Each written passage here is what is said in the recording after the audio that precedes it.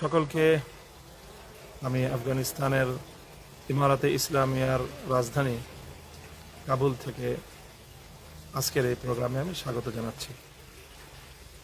প্রিয় দর্শক, আপনারা ইতিমধ্যে বিভিন্ন গণমাধ্যম, সামাজিক যোগাযোগ মাধ্যম এবং অন্যান্য সূত্রে অবগত হয়েছেন যে বাংলাদেশের শীর্ষ ওলামায়ে কেরামের একটি প্রতিনিধি দল সহ আমরা বেশ কয়েকদিনের সফরে এই মুহূর্তে ইমারাতে ইসলামিয়ার রাজধানী কাবুলে আমরা অবস্থান করছি।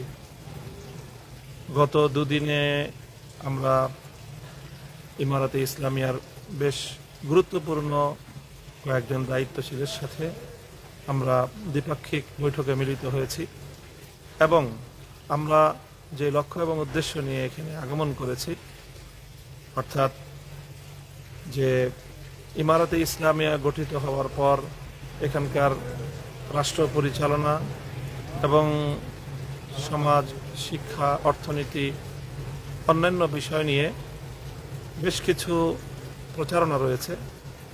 যে সকল প্রচারণাগুলোর মধ্যে অনেক বিষয়ই রয়েছে যেগুলো খুবই স্পর্শকাতর।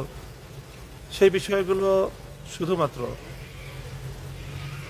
গণমাধ্যমের দৃষ্টিতে নয়, বরং আমরা আমাদের নিজেদের দৃষ্টিতে সরাসরি প্রত্যক্ষ করার লক্ষ্য নিয়েই আমরা আমাদের এই ইমারাতে ইসলামিয়া সফর করছি।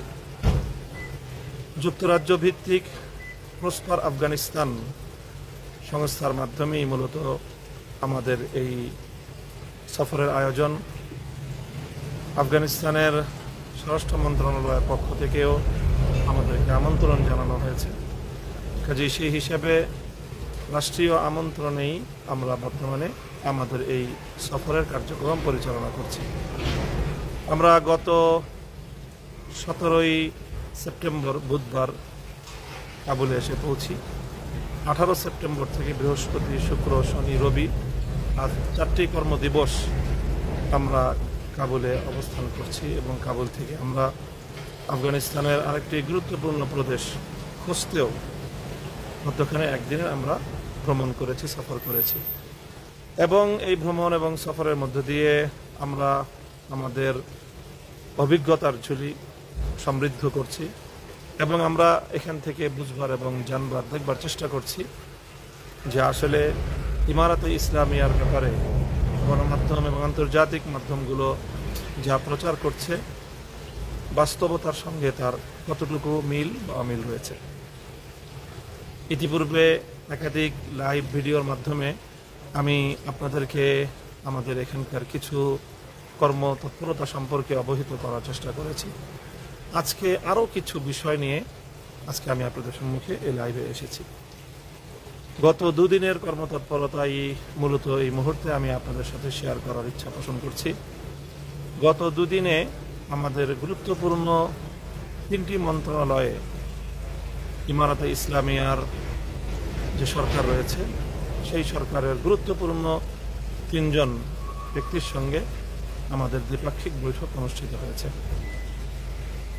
তার মধ্যে প্রথমেই আমরা গতকাল অর্থাৎ 20 সেপ্টেম্বর দুপুরবেলায় আমরা আফগানিস্তানের ইমারাতে ইসলামিয়ার অত্যন্ত গুরুত্বপূর্ণ একটি মন্ত্রণালয় তথা পররাষ্ট্র মন্ত্রণালয়ের যে মন্ত্রী মোল্লা মোহাম্মদ আমির খান মুত্তাকি সঙ্গে তার মন্ত্রণালয়ে আমরা বৈঠকে মিলিত হই এবং তার কাছ থেকে আমরা ইমারাতে ইসলামিয়ার পররাষ্ট্রনীতি এবং পররাষ্ট্র মন্ত্রণালয় সংক্রান্ত বর্তমান যে তাদের কর্মতৎপরতা, সুবিধা অসুবিধা এবং আমরা আমাদের দেশ, আমাদের প্রিয় মাতৃভূমি বাংলাদেশের পক্ষ থেকেও আমরা এই বিষয়গুলোতে ওনাদের সাথে আলোচনা করেছি এবং এই বিষয়ে নতুন সমস্যা ও সম্ভাবনার দিকগুলোকেও আমরা চিহ্নিত করার চেষ্টা করেছি।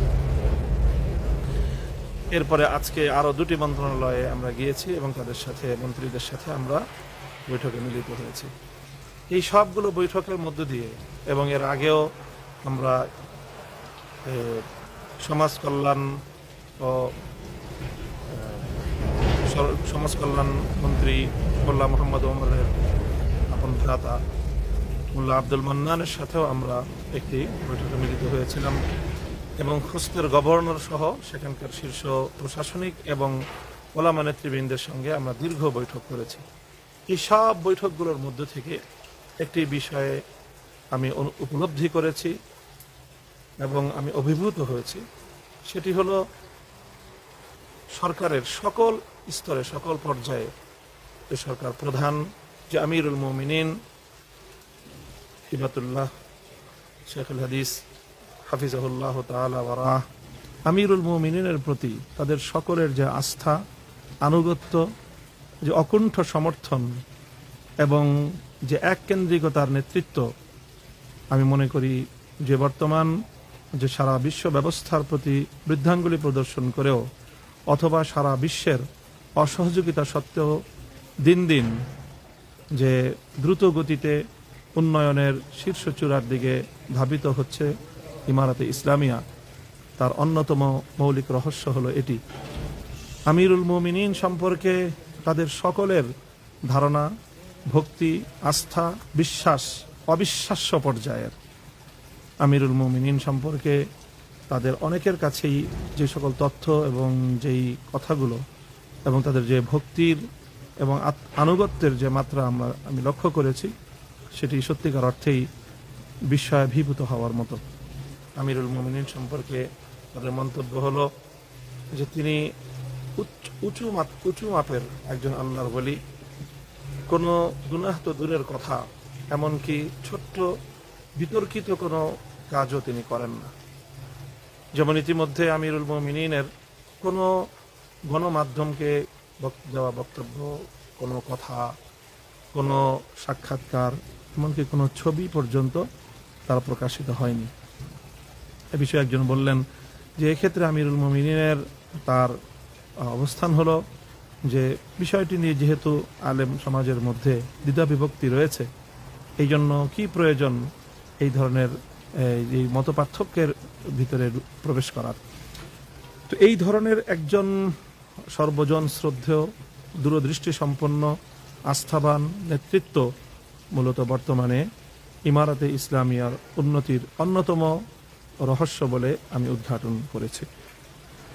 গতকাল যখন আমরা গত পরশুদিন জুমার নামাজের সময় খোস্তের গভর্নর হাউসের পাশেই যে জামে মসজিদ, সেখানে যখন জুমার খুতবার মধ্যে আমিরুল মুমিনিনের নাম নিয়ে তার জন্য খতিব খুতবার মধ্যে দোয়া করলেন, আমাদের হৃদয় আন্দোলিত হয়েছে এবং হৃদয়ের গভীর থেকে আমিরুল মুমিনিনের দীর্ঘ সুস্থতার সাথে নেক হায়াত এবং তার সকল সহযোগীদের আল্লাহ পক্ষ থেকে বিশেষ সাহায্য প্রাপ্তির যে দোয়ায় আমরা সমস্বরে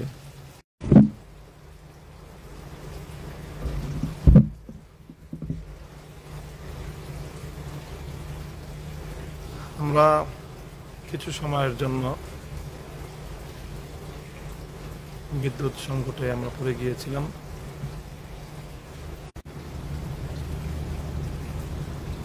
তো আমি বলছিলাম যে আমিরুল মুমিনিন এর জন্য যে সকলের মধ্যে যে অভূতপূর্ব একটি আস্থা, বিশ্বাস এবং তার প্রতি আনুগত্য, এটি হলো বর্তমান সময়ে ইমারাতে ইসলামিয়ার দুর্দান্ত গতিতে সম্মুখের দিকে অগ্রসর হওয়ার অন্যতম অন্তর্গত রহস্য।